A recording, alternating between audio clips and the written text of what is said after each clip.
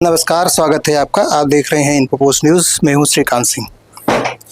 आपको ये पता ही होगा कि हमारे उपनिषदों का जो निर्माण हुआ है वो प्रश्न उत्तर से हुआ है। शिष्य गुरु से प्रश्न करता है और गुरु उत्तर देता है। अब उस प्रश्न उत्तर में इतना गंभीर ज्ञान आता था कि उसको संकलित कर लिया गया। और आज देखा जाए तो प्रमुख रूप से 108 उपनिषद हैं, और भी बहुत है, वो तो गुरुजी बताएंगे। लेकिन सामान्य आदमी के लिए ये समझना चाहिए कि 108 उपनिषदें मतलब 108 ग्रंथ जो हैं प्रश्न उत्तर से बन गए। तो आज के समय में इतना ज़्यादा समय होता नहीं है कि उतना बड़ा किया जा सके, लेकिन आज मैं ये कहने में मुझे संकोच नहीं होगा कि आज महाराज जी से जो बातचीत हम कर रहे हैं वो एक वीडियो उपनिषद से कम नहीं होगी, ये हम निसंकोच कह सकते हैं। क्योंकि गुरुजी की जो साधना की गहराई है बहुत ज़्यादा गहराई है। आपको इस समाज में मंत्र साधक मिल जाएंगे, तंत्र साधक मिल जाएंगे, लेकिन सारी विद्याएं एक जगह नहीं मिलती हैं। अब ये हमारे परम पूज्य गुरुजी ऐसे गुरुजी हैं कि ये इनके अंदर सारी संपूर्णता, अगर इनको संपूर्ण गुरुजी कहा जाए, क्योंकि गुरु जो है कोई एक संपूर्ण नहीं होता। दत्तात्रेय ने 24 गुरु किए थे, लेकिन ये गुरुजी अपने आप में एक संपूर्ण गुरुजी है। और मैं आपको बड़े दावे से कह सकता हूँ कि गुरुजी का सानिध्य जिसको मिल जाएगा उसकी फिर और गुरु करने की ज़रूरत नहीं है। इनके अंदर संपूर्णता है। आज समयाभाव के कारण हम जो है गुरुजी से बिल्कुल संक्षेप में आपको बताएंगे कि गुरुजी कैसे संपूर्ण गुरुजी हैं। इस बातचीत में आपको पता चल जाएगा। हम अलग से ये नहीं कहते हैं, किसी को कह दें कि ये संपूर्ण गुरुजी हैं। आपको बातचीत से पता लग जाएगा कि गुरुजी संपूर्ण गुरुजी हैं, और इनके सानिध्य में जो आ जाता है उसे फिर किसी दूसरे गुरु की ज़रूरत नहीं पड़ती है। तो गुरुजी, आपने जीवन का एक बहुत लंबा समय साधना को दिया है, और साधनाओं में जैसा कि हमें मालूम चला है कि आपने मंत्र साधना भी की है, तंत्र साधना भी की है, भगवान की शरण में भी हैं। तो लोगों को थोड़ा सा मतलब उनकी जिज्ञासा होती है कि आखिर तंत्र साधना, मंत्र साधना, बहुत सारी जो साधनाएं हैं इनमें अंतर क्या है और कौन सर्वश्रेष्ठ है? देखिए, मंत्र साधना सर्वश्रेष्ठ है। तंत्र भी अपने आप में है। लोगों ने तंत्र को भूत प्रेत समझ लिया है, लेकिन तंत्र भूत प्रेत होता नहीं है। तंत्र का मतलब होता है मंत्र और यंत्र दोनों का समागम होता है। ऐसे यंत्र, एक मोटरसाइकिल है हमारे पास, हम उससे जल्दी पहुंच जाएंगे अपने घर, तब तक पैदल नहीं पहुंच सकते। यंत्र के द्वारा जो देवता होता है उसके माध्यम, उनका जो यंत्र होता है, मंत्र के द्वारा, उस यंत्र सिद्धि के द्वारा जब हम साधना करते हैं तो हमें उस देवता तक पहुंचने में सुगमता होती है, और सुगमता के बाद जल्दी हमको साधना में सफलता प्राप्त होती है। और मंत्र वो शक्ति है कि देवताओं से खिंचा हुआ चला जाता है। हमारे शास्त्रों में कहा गया है, मंत्र परम लघु जास वस विधि हरिहर सर्वत्र। मंत्र में वो शक्ति है, अगर साधना में समर्पण हो, लगन हो, और साधक बड़ा परिपक्व हो, पूर्ण विश्वास हो उस पर, और ज्ञानी गुरु हो, साधक गुरु हो, वो साधना पथ पे जानता हो चलना, तो वो आसानी से उसे उत्तम लक्ष्य पर पहुंचा सकता है। गुरुजी, समाज में तरह तरह के लोग हैं कि किसी की मंत्र साधना में रुचि होती है और किसी की तंत्र साधना में रुचि होती है। अलग अलग रुचि के लोग होते हैं। तो आपके बातचीत के माध्यम से मैं उन्हें इन्फॉर्मेशन देना चाहता हूं कि और वो जो है, चूँकि जो साधक नहीं है वो वहां तक नहीं पहुंच सकते जहां तक आप पहुंच चुके हैं। तो थोड़ा सा संक्षेप में आपके साधना वाले जीवन और उनके अनुभवों के बारे में थोड़ा सा हमारे दर्शकों को बताइए, ताकि जो जिस मार्ग का साधक हो वो आपसे मतलब मार्गदर्शन प्राप्त कर सके। देखिए, पहली बात तो ये है, गुरु कैसा मिला उसके जीवन में। अगर सदगुरु मिल गया है तो कम समय में बहुत कुछ प्राप्त कर सकता है। मैं तो छोटी सी उम्र में गुरुदेव के सानिध्य में पहुंच गया, और गुरु के बताए हुए मार्ग पर जब साधक चलता है और गुरु की कृपा उसको मिलती है, और एक गुरु दीक्षा होती है, एक अनेक दीक्षाएं होती हैं। शक्तिपात दीक्षा, जिसको गुरु अपने तपस्या को नेत्रों के माध्यम से शिष्य के अंदर ट्रांसफर करता है, तो फिर उस शिष्य को बहुत आगे की ओर बढ़ा देता है। कुछ प्रयोग होते हैं, और प्रयोग ऐसे होते हैं, लोगों को कामनाएं होती हैं, तो कामना को पूर्ति करने के लिए फिर प्रयोगों का सहारा लिया जाता है। क्योंकि आजकल शॉर्टकट का जमाना है, किसी पास समय नहीं, उम्र भी उतनी ही है, तो हम शॉर्टकट में भी परमात्मा को प्राप्त कर सकते हैं। बात यह है कि श्रद्धा सब जगह बहुत जरूरी है। श्रद्धा मूल है हमारा। श्रद्धा के साथ साधना जब जुड़ जाती है तो हमें आसानी से उसमें सफलता मिल जाती है। लेकिन उसके लिए हमें सक्षम गुरु चाहिए जिसने उस रास्ता को प्राप्त किया हो और कैसे किया है वो आसानी से बता सकता है, उस पर चल सकता है। मेरे जीवन की रही बात, मैं तो छोटी सी उम्र में गुरु जी से जुड़ गया। मेरे गुरुदेव ने मुझे साधना पथ पर चलाया तो शरीर को विकारों को दूर करने के लिए पहले अन्न का त्याग करना पड़ा, नवक भी छोड़ना पड़ा। हमारे शरीर में एक ही शरीर नहीं है, 84 लाख शरीर है। तो पहले तो अपने शरीर को ही जगाना होगा। शरीर को जगाना होगा तो आप कितने शरीरों का निर्माण कर सकते हैं। वो ध्यान के माध्यम से, प्राणायाम के माध्यम से, मंत्र साधना के माध्यम से हम किसी भी प्रकार से गुरु के सानिध्य में रहकर उसको हम प्राप्त कर सकते हैं। गुरुजी, जो साधनाएं हैं, तंत्र साधना है, मंत्र साधना है, दोनों में आमतौर पे कहा जाता है कि मंत्र जाप ही किया जाता है और तंत्रोक्त मंत्र होते हैं और वैदिक मंत्र होते हैं। तो दोनों की साधनाओं में अंतर क्या होता है? दोनों के अंतर में ये रहता है कि वैदिक मंत्र है ना, वो धीरे धीरे स्लो काम करता है और जो तांत्रिक मंत्र है वो तीव्रता से काम करता है। लेकिन अब आपका शरीर में कितनी क्षमता है और आपका गुरु कितना सक्षम है, उसकी ऊर्जा को आप कितना ग्रहण कर सकते हैं। लेकिन तंत्र जो मंत्र होता है ना, वो जल्दी प्रभावी होता है, उग्र होता है, उसकी ऊर्जा जल्दी बनती है, इसलिए वो जल्दी प्रभावी होता है। तो नहीं, जैसे कि उसमें भी मंत्र जप किया जाता है और मंत्र साधना में भी मंत्र जप किया जाता है, तो इस पूजा पद्धति में दोनों मंत्र शक्तियों में ऊर्जा का प्रभाव है।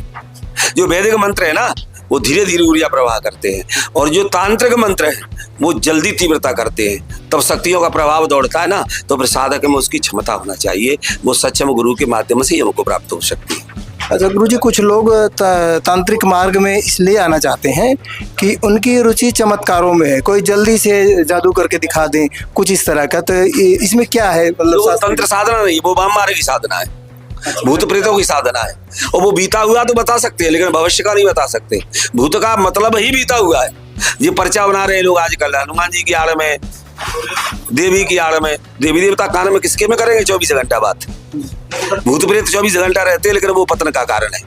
केवल मान बढ़ाई के लिए धन अर्जित तो कर सकते हैं, लेकिन जब अंत में परमात्मा के पास पहुंचेंगे तो वो नरकगामी मार्ग ही है। और स्वर्गगामी तो केवल देवत्व पे चलना, देव सिद्धि करना, वेद मंत्रों को पढ़ना, वेदों के बताए मार्ग पे चलना। और सच्चा संत वेद मार्ग से ही आपको बताएगा, उपनिषदों के माध्यम से, वेद के माध्यम से। और जो भी साधना हमारे ऋषियों ने बताई है और जिससे परमात्मा को प्राप्त किया है, वो ऋषि तुम्हें वही सुगम रास्ता बताएगा। इसलिए भगवान मुझे कहता है, सुगम पंथ मोहि पावै प्राणी। और गुरुजी, राम कथा में एक जगह आया है कि प्रताप भानु कहीं गए तो उनके साथ भी इस तरह का तांत्रिक प्रयोग हुए थे और उनके यहाँ ब्राह्मणों को मतलब मांस वगैरह परोस के। देखिए, राजा भानु प्रताप ने सबको विश्व विजय कर लिया, लेकिन लालच बुरी बला है। उसी एक राजा ने इसी वाम मार्ग की साधना को प्राप्त किया और राजा शिकार खेलते खेलते पहुंचा हुआ। उसने बताया, ऐसा है वैसा, आप विश्व विजयी है, बस ब्राह्मणों को आप बस में कर लीजिएगा तो विश्व में तुम्हारा राज होगा, कभी खंडित नहीं होगा। और लालच में आ गया और वो रसोई में आकर के उसने ब्राह्मणों का ही मांस मिला दिया। भोजन में आकाशवाणी भी, उठो विप्र निज निज गृह खाऊ, बड़ी गाने अन्न मत खाऊ, रंध्यो रसोई भूसर मासु। भू माने पृथ्वी, स्वर माने देवता, पृथ्वी का देवता है ब्राह्मण। बोले मिला है, आए उठो। और विश्वास मान के ब्राह्मण उठे गए। आकाशवाणी भी राक्षस बनना पड़ा उसको, दोस्त तो नहीं था उसका, लेकिन लालच में आकर के व्यक्ति और ऐसे लोगों के चक्कर में फंस जाता है तो फिर वो पाप की ओर चला जाता है। और जो भी वाम मार्ग की साधना कहते हैं, हम भूत प्रेतों की साधना कहते हैं, ये केवल पतन का साधन है। थोड़ी देर के लिए कोई मान ले कि मैं बहुत सिद्ध पुरुष हूँ, मैं बात ही बात बताता हूँ। वो लोग चाहते भी यही है कि व्यक्ति ये बता दे कि हम क्या खा के आए, क्या करके आए। सच्ची बात तो वो है, सच्चा सिद्ध पुरुष तो वो है, सच्ची देवी की शक्ति तो वो है, वो भविष्य की बात करे और भविष्य की बात बताए। गुरुजी, जो मैंने रामचरितमानस की बात कही आपसे जी, वो तब से लेके अब तक समाज में लगभग चला ही आ रहा है। आज के समाज में जो सबसे ज्यादा देखने को मिल रहा है, जैसे कि वो जीत नहीं पाया तो वाम मार्गी मुड़ गया। आज मैं देख रहा हूँ कि घर घर में इस तरह की बातें सामने आ रही हैं कि लोग तांत्रिक क्रिया करा देते हैं और फिर वो भटकने लगता है। तो मतलब इस मार्ग से जो मतलब अभ्युदय में मतलब नहीं जीत पाता उससे, तो उसको नीचे लाने के लिए, उसको छोटा करने के लिए इस तरह के प्रयोग करते हैं। तो इसमें तंत्र बहुत बदनाम भी हुआ है। तो ये क्या मतलब इसका क्या विधान है? देखिए, एक बात बताएं, तंत्र बदनाम हुआ है, इसमें तो कोई संशय नहीं है, लेकिन उन्होंने तंत्र का दुरुपयोग किया है जी। और ये किसी के कल्याण के लिए तो ठीक, लेकिन किसी के पतन के लिए, किसी को मारने के लिए, किसी को परेशान के लिए करते हैं तो इस पाप के भागी वो खुद ही होंगे, उनका पतन होगा, ये निश्चित है। और आज यही कर रहा है आदमी, अपने दुख से दुखी नहीं है, वो दूसरे के सुख से सुखी है। तो वही ऐसी साधना है वो प्राप्त करना चाहता है वाममार्ग की, भूत प्रेतों की। बस उसका एक ही उद्देश्य होता है, ईर्षा व्यक्ति के अंदर इतनी पनप गई है कि बस वो सत्य के मार्ग को छोड़ गया है। बस कलयुग है ये भैया, कलयुग में यही होगा। भक्त तो बहुत कम मिलेंगे और ऐसे ही लोग आपको ज्यादा मिलेंगे। संत मिलना बहुत कठिन काम है आज के प्रवेश में, और मिल गया तो वो सहज होगा, सरल होगा, और वो कभी भी नहीं कहेगा कि मैं ऐसा कर लेता हूँ, मैं ऐसा जानता हूँ कि मेरे पास कोई चमत्कार है। वो चमत्कारी होते हुए चमत्कारी नहीं बनेगा, वो तो मस्त होकर के आपको आशीर्वाद देगा, आपको मार्गदर्शन बताएगा, वेद रीत पे चलने का प्लान बताएगा और आपके कल्याण की बात करेगा और कल्याण का ही मार्ग दिखाएगा। मैं तो गुरुजी समाज में निकल रहा हूँ जी। तो आपको एक मैं बिल्कुल अपना उदाहरण, मतलब जो कि मतलब कोई कहानी नहीं है, मेरे सामने बात आई है। आपके मध्य प्रदेश के ही हैं, एक अखिलेश सैनी हैं जी। वो बता रहे थे कि उनके ससुराल पक्ष के लोगों ने उन पर कुछ मुठकरनी क्या होता है, हाँ होता है, वो कर दिया था। ज्यादा चलता है। अच्छा, उनका बड़ा भयंकर एक्सीडेंट हो गया था, हाँ, वो मरने से बचे थे, उसको मृत्यु भी हो जाती है। हाँ। अगर कोई देव शक्ति उसका सहायक नहीं बनती हाँ। तो उससे आदमी मर भी जाता है। तो उनके साथ वही हुआ था, अकेले थे, कोई नहीं था। बाद में लोग उठा के ले गए और उनकी घड़ी, मतलब उन्होंने फोटो दिखाया था, पूरी बुरी तरह से सर फट गया था। बिल्कुल, बिल्कुल, बिल्कुल। लेकिन वो ये कह रहे थे कि मुझे लगा कि कोई शक्ति हमें वहां आके बचाई। अच्छा, उनके उस घटना के बाद जब वो घर पे आए हॉस्पिटल से, तो वो देख रहे थे कि उनके अंदर ऑटोमेटिक ऐसी शक्ति आ गई है। मैंने उनका इंटरव्यू किया है, पूरा बड़ा इंटरव्यू किया, आए थे वो। सूर्य को घंटों निहारते रहे खुली आंख से, कोई फर्क नहीं पड़ता। मैंने कोशिश किया कि उनकी आंखों की जांच कराऊं हॉस्पिटल में, हॉस्पिटल वाले मतलब तैयार नहीं हुए कि भाई हम कंट्रोवर्सी नहीं पड़ेंगे। लेकिन उनका मैंने वीडियो बनाया है, मेरे सामने जो है वो सूर्य को, उनका इंटरव्यू मैंने सूर्य की तरफ देखते हुए किया, कोशिश किया कि कैमरे में सूर्य को, उनकी आंखों को दोनों कवर करूं। तो ये उनके अंदर जो आ गई है चीज, इसका क्या हमारे शास्त्रों में कोई है क्या कि क्या ये कैसे आ जाती है? उन्होंने कोई साधना नहीं किया, कुछ नहीं किया, उस एक्सीडेंट के बाद एकाएक ये शक्ति उनके अंदर आ गई। एक बात बता दे, कभी कभी क्या होता है हमारे अध्यात्मिक में, पूर्व जन्म में हम अध्यात्मिक में जहाँ छोड़ आते हैं, अध्यात्मिक वही से स्टार्ट होता है। भौतिक पढ़ाई हम जहाँ पढ़ते हैं छोड़ जाते हैं, अगले जन्म में जाके तुम्हें स्टार्ट फिर पहले क्लास से ही करनी पड़ेगी, नर्सरी से। अध्यात्म का एक नियम है, आप जिस पड़ाव पे पहुंचे अगले जन्म में उसी पड़ाव से भी स्टार्ट करेंगे। रही बात इसकी त्राटक की, ये भी एक विशेष साधना है, ये अपने आप को प्रत्यक्ष अध्यात्म वही से स्टार्ट होता है। भौतिक पढ़ाई हम जहाँ पढ़ते हैं छोड़ जाते हैं, अगले जन्म में जाके तुम्हें स्टार्ट फिर पहले क्लास से ही करनी पड़ेगी, नर्सरी से। अध्यात्म का एक नियम है, आप जिस पड़ाव पे पहुंचे अगले जन्म में उसी पड़ाव से भी स्टार्ट करेंगे। रही बात इसकी त्राटक की, ये भी एक विशेष साधना है, ये अपने आप को प्रत्यक्ष करने की साधना है, अपनी आत्मा की साधना है। एक तो ध्यान एक आंतरिक त्राटक होता है, एक बाह्य त्राटक होता है। तो धीरे धीरे आदमी मोमबत्ती से लेके धीरे धीरे तारों में करता है, फिर सूर्य की ओर पहुंच जाता है। जब त्राटक और उसका परिपक्व हो जाता है तो उसके अंतःकरण का जो अंतःकरण वो जागता है, उसकी कुंडली जागरण होती है, उसमें इतनी ऊर्जा आ जाती है, अगर वो व्यक्ति किसी की ओर कड़ी दृष्टि से देख ले और बुरे भाव से देख ले तो उस व्यक्ति का पतन निश्चित है, बल्ब तक भी फूट जाएगा, इतनी शक्ति आ जाती है उससे, उस त्राटक में इतनी शक्ति है। अच्छा गुरुजी, ये तो मैंने खुद देखा। हाँ जी, कि उनका इंटरव्यू किया, उनको सूर्य की तरफ देखते हुए। नहीं, ये साधना मैंने खुद की है। अच्छा, लेकिन मैं टेलीस्कोप है जी, उन्होंने उदाहरण दिया कि मंगल ग्रह, कौन सा ग्रह बता रहे थे कि जो फोटो उन्होंने जारी किया है वो मेरी आंखों से जो दिखा, और जूम करके दिखा कि वो दो, मतलब कि एक पिंड नहीं है, बहुत सारे पिंड है। उन्होंने कहा इतना जूम करके हम देख लेते हैं। बिल्कुल देख सकते हैं, त्राटक में यही शक्ति है। अच्छा, ये भी एक साधना है। अभी आपने गुरुजी कहा कि जो प्राइमरी क्लास में है धीरे धीरे अगली क्लास में बढ़ते हैं। अब मैं अंतिम सवाल पे आ रहा हूँ कि इच्छा सबके अंदर है, कर्म नहीं है। कर्म नहीं, लेकिन फिर जो ऐसे लोग होते हैं ऐसे भी गुरु की शरण में आते हैं। जी। तो आप उन नर्सरी के लोगों को, प्राइमरी के लोगों को जिनके अंदर श्रद्धा है, प्रेम है, जिज्ञासा है, वो आगे बढ़ना चाहते हैं, तो ये तो मांग बहुत बड़ी है। हमको अब गुरुजी, हम प्राइमरी में पढ़ रहे हैं, हमको यूनिवर्सिटी में एडमिशन करा दो। लेकिन ऐसा कहा जाता है कि गुरु के लिए कुछ भी अदेय नहीं है। अगर किसी के अंदर श्रद्धा भक्ति है तो गुरु वाकई उसको पहली क्लास से जो है पोस्ट ग्रेजुएशन करा सकता है, तो उनके लिए क्या आप बताएंगे को कैसे बढ़े, गुरु कैसे प्राप्त करें, कैसे आगे बढ़े? उनकी इच्छा तो है, आपने कहा कि समय बहुत कम है, जीवन बहुत कम है, इसलिए उनको भी जल्दी है, जल्दी से साधना करना चाहते हैं, उनके लिए बताएं उपाय गुरु जी, वो क्या करें कि अच्छे गुरु मिल जाए और मतलब जहाँ है वहां से कैसे शुरू करें? हमारे गुरुजी एक बात कहते थे, परमात्मा को प्राप्त करने की जब तीव्र इच्छा होती है तो परमात्मा सदगुरु उसे बिना ढूंढे ही मिला देता है। घर बैठे गुरु मिलता है उसको। ये मेरे जीवन का अनुभव है। मेरे गुरुजी भी मुझे ऐसे ही मिले थे, और जब मैंने उनको मंच में देखा इसी दिल्ली में, तो मैंने कहा ये गुरु मुझे चाहिए, और वो गुरु ने मैं यहाँ पहुंचा दिया। अगर वैसा ही गुरु मिल जाता तो मैं यहाँ नहीं होता आज ये उच्च कट पे बैठा हूँ। जो साधना का मार्ग वो जानते थे, साधना क्या है, मंत्र क्या है, देवता क्या है, ध्यान क्या है, धारणा क्या है, समाधि क्या है, एक सक्षम गुरु जानता है। अगर समर्पण में तुम्हारा तीव्र है तो वो गुरु तुम्हें शॉर्टकट रास्ते से निकाल करके उस पड़ाव पे बहुत जल्दी खड़ा कर देता है। ये मेरे जीवन का अनुभव है। आप देखें, अर्जुन भी थे पाठशाला में, 100 कौरव भी थे, उसके 4 भाई भी थे, अश्वत्थामा भी था, लेकिन जो श्रद्धा और समर्पण से द्रोणाचार्य का जो दिल जीता वो अर्जुन ने जीता। और अर्जुन को जो सिखाया वो अपने पुत्र को नहीं दिया। अश्वत्थामा की ईर्ष्या हो गई, पुत्र तो मैं हूं, तुम्हारा प्रेम तुम अर्जुन से ज्यादा करते हो। गुरुदेव ने बहुत ऊंची बात कही, ईर्ष्या व्यक्ति को दीमक की तरह चाट जाती है। इसलिए साधना करो इसकी तरह। इसका समरण विद्या कोई धाय नहीं है कि पिता से पुत्र की ओर चली जाए, इसको तो प्राप्त कर ले, उसी का अधिकार है।